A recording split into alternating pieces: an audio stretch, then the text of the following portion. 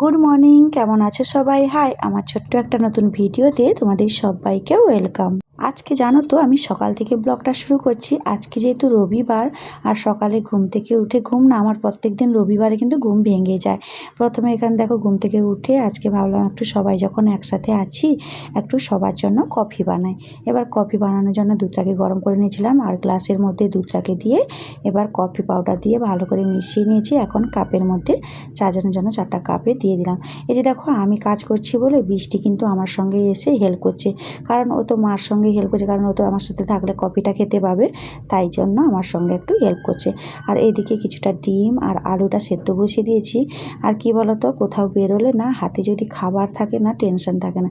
বাচ্চাদেরকে একটু দূরে যেহেতু যাচ্ছি, শপিং মলটা আমাদের রুম থেকে অনেকটা দূরে, 1 ঘন্টা 1.5 ঘন্টা মতো লাগে, তাই জন্য ওদেরকে হাতে একটু খাবার নিচ্ছি। কারণ যদি রাস্তায় খিদে পেয়ে যায় আর এখানকার দোকানপাটের খাবার দাবার তো আমার ততটা ভালো লাগে না, হাতে যদি বাড়ির খাবার থাকে তাহলে মন্দ হয় না। তো সেই জন্য খাবার নিয়ে নিলাম। আর এখন দেখো আমরা এই যে রাস্তার হাইওয়ের মধ্যে যাচ্ছি, এখানকার রাস্তাঘাট কিন্তু ভীষণ সুন্দর, চারিদিকে সবুজে ঘেরা। আর এই যে জায়গাটা দেখতে পাচ্ছ, এই ভিউটা দেখে না আমি তোমাদের দাদাভাইকে বললাম একটু দাঁড়িয়ে এখানে আমাকে একটা ফটো বা ভিডিও শ্যুট করে দাও। তো ও এখানে দাঁড়িয়ে আমাকে ফটোশ্যুট করে দিল, ভিডিও করে দিয়েছে।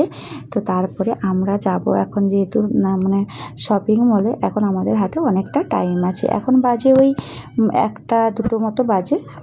আর জানো তো আমার না পাহাড় ভীষণ ভালো লাগে। এই যে পাহাড়গুলো দেখছি মনে হচ্ছে যেন কাছেই পাহাড়টা, কিন্তু পাহাড়টা অনেকটা দূরেই আছে। আর আমরা রাস্তার গায়ে যাচ্ছি, কিন্তু পাহাড়টা তো অনেক উঁচু, আমরা তো উঁচুতে এত উঠতেই পারবো না, কিন্তু মনে হচ্ছে যেন একবার উপরে উঠে যাই। ভীষণ দারুণ লাগছে, দারুণ।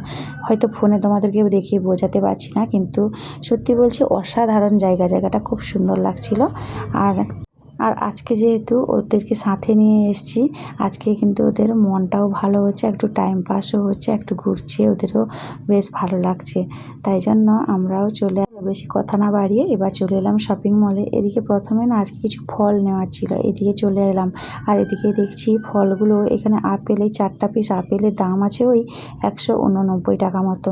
আর এইদিকে যে আপেলগুলো, এটা পার কেজি ওই 189 টাকা মতোই লেখা আছে। আর এইদিকে অরেঞ্জগুলোও দেখছি 79 টাকা করে। আর এই দিকটাতে কিন্তু আপেলগুলো ভালোই ছিল। আর এদিকে আতা ফলগুলো দেখলাম 109 টাকা করে কেজি। তো তোমাদের দাদাভাই কিন্তু ফল খেতে খুবই ভালোবাসে, তো আমাকে বললো আমি এই আতা ফলগুলো নেব। ঠিক আছে, নাও তাহলে। তো ওইখান থেকে 2টো আতা ফল। আর এই যে কিবি ফ্রুট, অনেকেই হয়তো কিবি ফ্রুট চেনো না।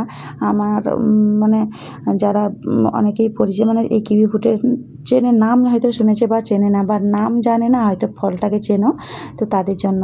কিন্তু কিবি ফ্রুটটাও খেলে কিন্তু অনেক উপকারী হয়, ওই ডেঙ্গু হলে বিশেষ করে কিবি ফ্রুটটা খায়। আর দেখছি ওই শসা আর আছে, শসাটাও এখানে 36 টাকা করে দেখলাম, শসাগুলোও ভালো ছিল। আর একটা ভালো জিনিস পেয়েছি, এঁচোড়। এই এঁচোড়টা না আমার ভীষণ ভালো লাগে, অনেক দিনের পরে এখানে পেলাম এই ফার্স্ট। তো যাই হোক, আজকের মতো ব্লগটা তাহলে এই পর্যন্ত। সবাই খুব ভালো থেকো, সুস্থ থেকো, সাবধানে থেকো। দেখা হচ্ছে খুব শিগগিরই নতুন একটি ব্লগে। আর কে কোথা থেকে দেখছো ব্লগটা কিন্তু কমেন্টে জানাতে ভুলো না।